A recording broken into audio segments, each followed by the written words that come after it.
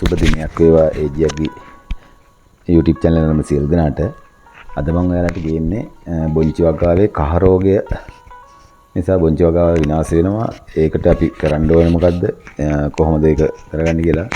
මගේ බොංචි වගාවේ තනින් තන මේ එකපාරක් කහ වුණා. දැන් ඒකට මම බෙහෙතක් හොයාගෙන තියෙනවා. බෙහෙත් වර්ග දැන් ඇවිල්ලා තියෙනවා වෙළඳ පොලේ. හයි ග්‍රීන් කියලා එකක් තියෙනවා. ග්‍රීන් කෙයා වගේ ඒ වගේ නම් වලින් ඇවිල්ලා තියෙනවා බෙහෙත් වර්ග. මේ තියෙන මගේ කහ වෙච්ච තැනින් තැන ඔය කහ වෙලා දැන් මම මේ ලෙඩේ බේර ගන්න තියෙන්නේ. මේක සාමාන්‍යයෙන් පැල දවස්වල නෙවෙයි කහ වෙන්නේ, ටිකක් වැල් ටික උඩට ආවට පස්සේ තමයි දවස් 20ක් 15ක් 20ක් ගියාට පස්සේ තමයි මේ කහ රෝගය සාමාන්‍යයෙන් බොංචි වගාවට හැදෙන්නේ. ඒක නිසා බලමු අපි මේක කොහොමද බේරගන්නේ. ඒකට හරියන බෙහෙත් මොකක්ද කියලා. මේ තියෙන්නේ මේ අර හයි ග්‍රීන් කියන බෙහෙත් එක. ඕක තමයි මම සාමාන්‍යයෙන් ගහලා වගාව බේරගත්තේ.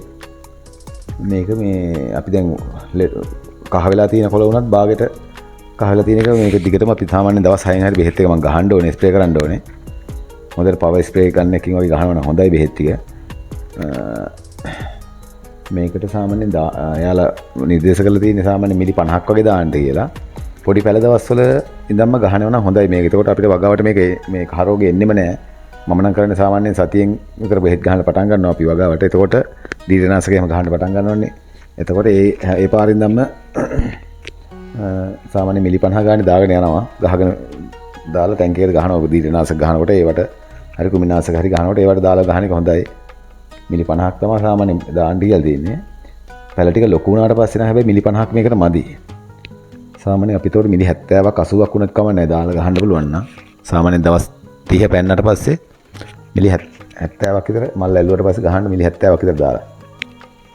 ඒකට වැඩේ මේ හරියටම සාර්ථක වෙනවා. ඔයාලට පෙන්නන්න මම ඊට පස්සේ එහෙම ගහුවෙන් පස්සේ මේක මේ හොඳට හොල්ලලා ගන්න ඕනේ බෙහෙත් එක. මේක අර කුඩු ටික වගේ ටික යට බහිනවා. ඒක නිසා මේ හොඳට හොල්ලලා තමයි අපි මේ පාවිච්චිට ගන්න ඕනේ. එතකොට මේ කහපාට දීරයක් තියෙන්නේ. ඊට පස්සේ මෙන්න මේ වගේ හොඳට මේ දැන් මම පොඩි පැල දවස්වල නම් මේ ගහනවා කිව්වේ ඒතකොට මේ වගාවට එන්නේ නැහැ මේක. කහ රෝගේ එන්නෙම නැහැ.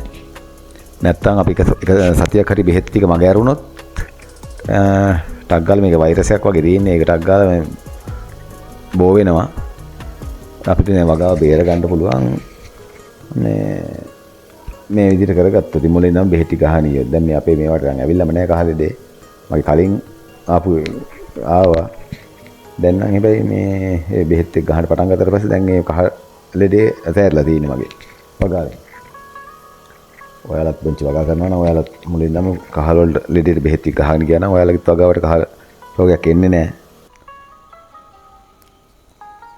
මේ දැන් ඔයාලට මම පෙන්නන්නම් ඉස්සෙල්ලා දැන් ඔක ආව එක දැන් කොහොමද මගේ ලෙඩේ ඇරලා තියෙන්නේ කියලා. මේක දැන් මේ මුලදී ඔය කොළ ටික කහ වෙලා තියෙනවා. උඩට යන්ට මේ කහ රෝගය ඇරලා තියෙන්නේ. කහ රෝගය ඇරිලා දැන් උඩට යන්න දැන් මේ අලුතෙන් එන කොළ පාට වෙලා එන්නේ. අපි දැන් කලින් කහ වෙලා තිබිච්ච ඒවත් තනින් තන පොඩක් කොළ පාට වෙලා තියෙනවා. සාමාන්‍යයෙන් ඒකවල ලෙඩේ ඇරිලා තියෙන්නේ දැන්. ඊට පස්සේ දැන් මේ වගාව දැන් මගේ මල් අල්ලලා හොඳට තියෙනවා. වගාව සාර්ථක වෙලා තියෙන්නේ. කහ රෝගේ අර පැතිරෙන එක දැන් වැළක්විලා තියෙන්නේ. කහ රෝගේ පැතිරෙන එක අනිවාර්යයෙන්ම වළක්ව ගන්න පුළුවන්. ඒ අර බෙහෙත් ටික හරියට ගහගෙන ගියොත්. නැත්තම් මේක දවස් දෙක තුනකට මුළු කෑල්ලම කහ වෙනවා. සාමාන්‍යයෙන් හරියට බෙහෙත් ටික වැදුන්නේ නැත්තම් අපි වියදම් කරලා අපි වගාව අතාරින්න බෑ. සාමාන්‍යයෙන් අපි මෙතන මම බොංචි වලවල 25000ක් විතර ගහලා තියෙනවා. 8 කිලෝ 20ක් 20ක් විතර හිටවල දෙන බොංචි 8 කිලෝ 20ක්.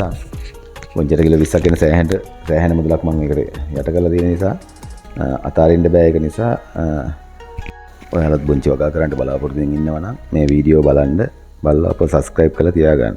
සුබ දිනයක් කියලා ප්‍රාර්ථනා කරනවා.